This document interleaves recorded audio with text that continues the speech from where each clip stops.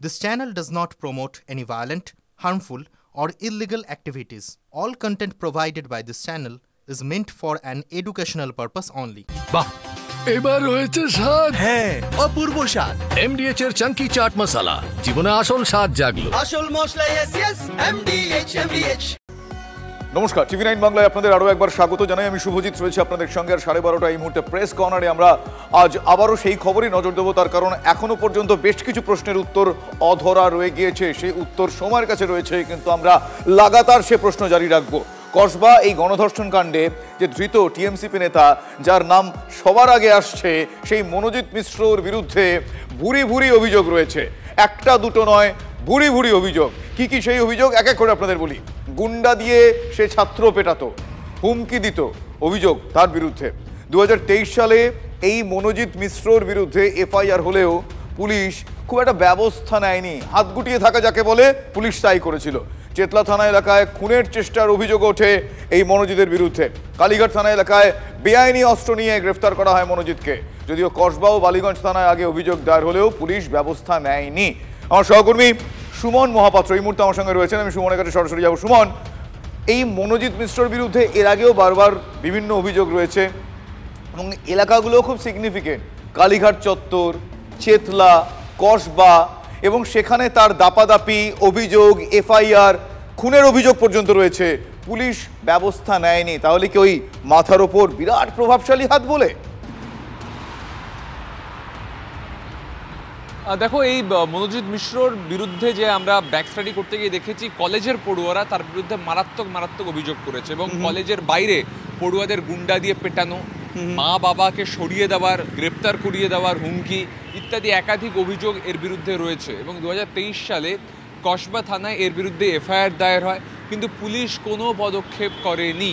পরবর্তীকালে যখন ছাত্রছাত্রীরা অভিযোগ নিয়ে কসবা বা বালিগঞ্জের থানায় গেছেন, তখন তাদেরকে অভিযোগ নিতেই অস্বীকার করা হয়েছে। আমাদের কাছে যারা ভয় পাচ্ছেন এখনও মনোজিতের সম্পর্কে কথা বলতে, তাদের বয়ান এসে পৌঁছেছে। তারা বলছেন পুলিশ কোনোদিন এন্টারটেইনই করেনি তাদেরকে যখন তারা অভিযোগ নিয়ে গেছেন। শুধু তাই নয়, এই মনোজিৎ গুন্ডা পাঠিয়ে যাদেরকে মারধর করিয়েছে, তাদের মধ্যে একজন আইসিইউতে পর্যন্ত ভর্তি হয়েছিলেন এই 2023 সালে। সে সময়ও তারা থানায় গিয়ে জানতে পেরেছিলেন যে যারা মারতে এসছে তারা মোস্ট ওয়ান্টেড তালিকায় রয়েছে থানার।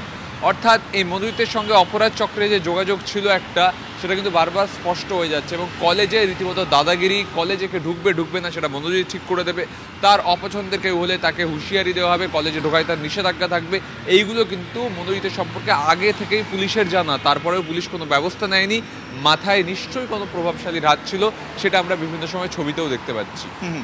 এক্ষেত্রে সুমন, এক্ষেত্রে স্পেসিফিক্যালি এই কসবা ল কলেজের ক্ষেত্রে এই নির্যাতিতার সঙ্গে যে ঘটনা ঘটলো, সেক্ষেত্রে তার হুমকি কোন কোন জায়গায়, কিভাবে তাকে কোন কোন বিষয়ে ভয় দেখানো হয়েছিল, কোন কোন বিষয়ে তাকে ফোর্স করা হয়, কি না মানলে তার সঙ্গে এই ধরনের নক্কারজনক ঘটনা ঘটা হয়, সেগুলো এখনো পর্যন্ত কি কি সামনে আসছে? দেখো, এক্ষেত্রে তো দেখাই যাচ্ছে, তাকে বলা হয়েছিল তার নগ্ন ভিডিও আছে, যদি সে রাজি না হয় তাহলে সেই নগ্ন ভিডিও বাইরে বের করে দেওয়া হবে। তারপরেও সেই নির্যাতিতা সে কিন্তু প্রতিরোধ করে এবং তারপর জোরপূর্বক গণধর্ষণের শিকার হতে হয়। এটা তো এই ইনসিডেন্ট, এখনকার ইনসিডেন্ট। এর আগে একাধিকবার এর বিরুদ্ধে এই ক্রিমিনাল অফেন্সের অভিযোগ উঠেছে, তখন কিন্তু পুলিশ কোনো পদক্ষেপ করেনি। তখন যদি পুলিশ পদক্ষেপ করতো, তাহলে আজকে হয়তো এই লজ্জাজনক, ভয়ঙ্কর, নৃশংস ঘটনা নাও ঘটতে পারতো। পুলিশের এই যে নিষ্ক্রিয় অবস্থা, এটাই কোথাও প্রশ্রয় জুগিয়েছে মনোজিৎকে এত বড় একটা নৃশংস ঘটনা ঘটিয়ে ফেলে। একদম সুমন, আমি তোমার সঙ্গে একমত। এবং একেবারেই এই প্রশ্ন আরো একবার, যে পুলিশের কথা তুমি বললে নিষ্ক্রিয়, আমি কি করে নিষ্ক্রিয় বলি পুলিশের ক্ষেত্রে? তার কারণ পুলিশকে যখন শিক্ষক পেটাতে দেখা যাচ্ছে সক্রিয়, যখন শিক্ষকের পেটে লাথি মারতে, আক্ষরিক অর্থে পিঠে পেটে লাথি মারতে দেখা যাচ্ছে পুলিশকে, বলে পুলিশ তো সবসময় নিষ্ক্রিয় থাকছে না। তার মানে নিষ্ক্রিয় থাকাটা কি পুলিশ সময়, প্রভাব, মাথার ওপরে কারোর একটা নির্দেশ, সেই সমস্ত মেনে চলছে? প্রশ্নের উত্তর আমরা নিয়েই ছাড়বো। কিন্তু আমার সহকর্মী সুমন, যার সঙ্গে কথা বলছিলাম, সুমন, ওই কলেজের দুজন ছাত্রের সঙ্গে কথা বলেছিলেন যারা এই মনোজিতের বিরুদ্ধে ভয়াবহ অভিযোগ করছেন। তাদের মুখ থেকে শুনুন কি বলছেন তারা। অভিজিৎ মন্ডল বলে একজনকে পাঠিয়েছিল, ও প্রাক্তন স্টুডেন্ট, এবং একটা অ্যাডভোকেটও পাঠিয়েছিল। সবার নাম আমাদের কাছে এফআইআর করা হয়েছে, কোনো অ্যাকশন হয়নি। ওর এগেনস্টে যদি কেউ কিছু বলে বা কিছু কেউ কিছু করতে যায়, হ্যাঁ, যে নোংরামগুলো করছে, তাহলে ও মানে ওর অবস্থা খারাপ হয়ে যাবে, এরকম টাইপের ওর দাপট একটা মানে সবসময় রাখতেছে। তো অফিস স্টাফ হিসাবে ওকে ম্যাম রিক্রুট করেছিল, অনেক কিছু ওর এগেনস্টে অ্যালিগেশন থাকা সত্ত্বেও ম্যামকে আমরা প্রশ্ন করেছিলাম, তো ম্যাম বলেছিল কি ওর সব থেকে কোয়ালিফিকেশন বেশি, হ্যাঁ, এবং আমি দায়িত্ব নিচ্ছি যে ও আর কোনো রকম নোংরামো করবে না। তারপরে ও পুরোপুরি স্টুডেন্ট ম্যাটারটাকে ও নিজের মানে কন্ট্রোলে একটা রেখে করতে মানে কলেজে একটা এরকম রাখতে চাই, রেখেছে, এবং ও অনেক রকম আছে ও জড়িত। তারপরে আমাকে মারা হয়েছিল, আমার মাকে ফোনও করে সেটও দেওয়া হয়েছিল, তারপর আমাকে মারা হয়েছিল। তো এটা মারার জন্য হ্যাঁ আমার মা আমাকে এখান থেকে নিয়ে চলে গেছিল। আমি 5-6 মাস আমি বাড়িতে ছিলাম, আমার বাড়ি এখান থেকে অনেকটা দূর, কলকাতার বাইরে। কাছ থেকে শুনতে পাচ্ছি যে একাধিকবার এর বিরুদ্ধে অভিযোগ হয়েছে, এফআইআর হয়েছে। ওর যদি কারোর প্রতি যদি মানে একটা মানে কি বলবো, যদি ও কারোকে নিজের এনিমি হিসেবে দেখতো তাহলে প্রচন্ড টর্চার করতো, বাইরে মারতো, কলেজে মারতো, কলেজে থেকে বের করে দিত, ঢুকতে দিত না বেসিক্যালি কলেজে। মানে তার কলেজে মানে এক্সিস্ট করাটা খুব প্রবলেম হয়ে যেত আর কি। পুলিশ কোনোদিন কোনো ব্যবস্থা নেয়নি ওর বিরুদ্ধে? না, পুলিশ ব্যবস্থা নেয়নি বলতে পুলিশ কমপ্লেন নিতে চাইতো না। স্বাভাবিকভাবে মানে আরো অনেক অ্যাডভোকেটসরা আছে, এর মধ্যে আরো নেতারা আছে, তো সবাই আলটিমেটলি জড়িত। মানে থানা কোনো সময় কোনোভাবে কোনো কোঅপারেট করেনি। কলেজ সবসময় নিজের দায়বদ্ধতা এড়িয়েই গেছে, কলেজ থেকেও কোনো কোঅপারেশন হয়নি, থানাও কোনো কোঅপারেট করেনি। তাহলে কি এত কিছু শোনার পর, জানার পর, দেখার পর এই প্রশ্নটা আমার মনে জাগছে, তাহলে কি এই মনোজিৎ মিশ্র রেগুলার অফেন্ডার? তার কারণ এর আগে তার বিরুদ্ধে বারবার অভিযোগ, শুধু তাই নয়, এই অভিযোগ কিন্তু বাইরের কেউ করছে না, তার দলেরই ইউনিট প্রেসিডেন্ট এর আগে 2022 সালে তার বিরুদ্ধে অভিযোগ করেন এই মনোজিতের বিরুদ্ধে। কি সেই অভিযোগ? শ্লীলতাহানির অভিযোগ। এই মনোজিতের বিরুদ্ধে শ্লীলতাহানির অভিযোগ করেন কসবা কলেজেরই টিএমসিপি ইউনিট প্রেসিডেন্ট। মনোজিৎকে মারাত্মক অপরাধের জন্য একবার বহিষ্কারও করা হয়, কলেজে গুন্ডা নিয়ে ভাঙচুরের অভিযোগও করা হয়, তা অভিযোগ ছিল তার বিরুদ্ধে, গড়িয়ার থানায় এফআইআর হয়। সুশোভন আমার সহকর্মী রয়েছে। সুশোভন, এক্ষেত্রে এই মনোজিতের বিরুদ্ধে এর আগে বারবার অভিযোগ, সেটা সামনে আসছে। এই মনোজিতের বিবেক হঠাৎ করে 2024 সালের 16ই আগস্ট জাগ্রত হয়েছিল। আমরা দেখেছি তিনি ধর্ষকের ফাঁসি চেয়েছিলেন, জানি না সেই সময় তার বাড়িতে আয়না ছিল কিনা। আজ তোমার কাছে জানতে চাইবো যে এতগুলো অভিযোগের পরে এখনো পর্যন্ত তার বিরুদ্ধে কোনো ব্যবস্থা নেওয়া হয়নি। স্পেসিফিক্যালি আমি প্রশ্ন করছি যে কার ভয়ে, কিসের ভয়ে, কেন, কোন প্রভাবে, এই প্রশ্নগুলোর উত্তর চাই আমাদের। এখনো পর্যন্ত কতটা কাছাকাছি যাওয়া গিয়েছে উত্তরের? দেখো, স্বাভাবিকভাবেই কোনো ব্যবস্থা নেওয়া হয়নি এবং তার মধ্যে দেখা গেছিল তার নামে কিন্তু একাধিক অভিযোগ জমা পড়েছিল।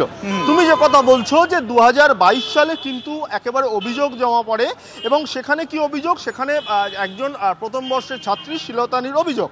কিন্তু এটা 2022 সালে শুরু নয়, এটা 2012 সাল। 2012 সালে এই মনোজিৎকে কলেজ থেকে বার করে দেওয়া হয় এবং তার একটাই কারণ থাকে যে সে কলেজের মধ্যে বেশ কিছু অপরাধ করছে।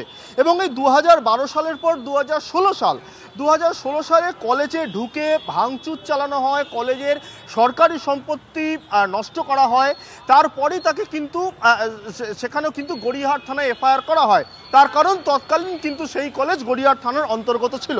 2017 সালে সে রাজনৈতিক প্রভাব খাটিয়ে কলেজের মধ্যে আবার ঢোকা শুরু করলো এবং ঢুকে সেখানে বিভিন্ন যে একেবারে অপরাধমূলক কাজ, কোনো সময় মদ্যপান করা, অভব্য আচরণ করা, শ্লীলতাহানি করা, অর্থাৎ একাধিক ঘটনা। এবং তারপর 2022 সাল, অর্থাৎ তোমাকে যদি বলি প্রত্যেকটা সাল ধরে এখন যদি তুমি বুঝতে পারছো যে স্বাভাবিকভাবেই এই মনোজিদের কিন্তু যে কাণ্ড কারখানা সেটা বর্তমানে নয়, 2012 সালেই কিন্তু কলেজ বুঝে গেছিল, তাকে রাস্টিকেট করেছিল। আবার 2017 সালে সে কলেজে পড়ার সুযোগ পেল এবং পরেই কাজ করে গেছে। স্বাভাবিকভাবেই যারা একেবারে পুলিশের একাংশরা মনে করছে যে এর অপরাধ মনস্ক আছে এবং অপরাধ মনস্ক ছিল, যেখানে কিন্তু এই ঘটনা সে ঘটেছে। কিন্তু এটাই এখন প্রশ্ন, সে বারবার এই অপরাধ করছে, থানায় এফআইআর হচ্ছে, কলকাতা পুলিশের একাধিক থানা রয়েছে, কিন্তু তারপরেও কোথাও যেন কিছু হচ্ছে না। এবং তোমাকে জানিয়ে রাখি যে চেতলা থানার অন্তর্গত একটি সে খুনের চেষ্টা করেছিল এবং এর পরে আরেকটি কলকাতা পুলিশের আরেকটি থানায় কিন্তু সে আর্মস কেসে অ্যারেস্ট হয়েছিল, এমনটাই খবর।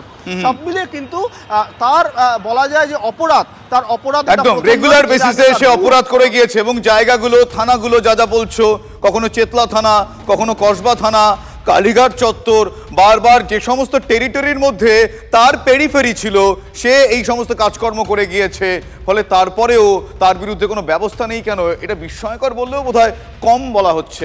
MDH চানা মশলা। এখন ছোলা হোক বা বরবটি দানা, সাদা চানা হোক বা কালো, সব রান্নাই হবে অসাধারণ। MDH